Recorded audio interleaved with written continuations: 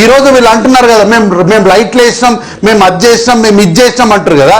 ఇవన్నీ కూడా కాళేశ్వరం ప్రాజెక్టు రైతులు భూములు ఇవ్వకుండానే వీళ్ళు కాళేశ్వరం ప్రాజెక్టు నిర్మాణం జరిగిందా? ఎక్కడ ఈ రోజు ఉన్నటువంటి మేము ఐటీని అంత చేసినాం, మేము ఐటీని ఇంత చేసినాం అని వీళ్ళు ఉద్దర గప్పాలు కొడతారు కదా. ఆ రైతులు భూములు ఇవ్వకుండానే బిల్డింగ్లు వచ్చినాయి. ఇక్కడ ఈ రోజు వీళ్ళు బీఆర్ఎస్ పార్టీ వాళ్ళు కొంతమంది డ్రోన్లు లేపి ఆడ ఈ డల్లా సెంటర్లో ఒక ప్రాంతం ఉంటుంది మన హైటెక్ సిటీ దగ్గర, దాన్ని తీసుకొని అంతా కేటీఆర్ఏ చేసిండు అని అంటారు కదా. అదంతా రైతులు ఒకప్పుడు భూములు కావా?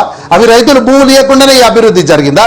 కాబట్టి రైతులకు విత్తనాలు కావాలి, రైతులకు ఎరువులు కావాలి, రైతులకు సరసమైన ధరలు రావాలి. ఇవన్నీ దీనికి సంబంధించి ఏవైనా 4 రైతులకు ఉద్యోగాలు కావాలి, ఏవైనా ఇవన్నీ సంబంధించి ఏవైనా రైతులకు ఇంత చేద్దాం, మంచి చేద్దాము అంటే ఇమ్మీడియట్గా వచ్చి అడ్డుకోవాలి.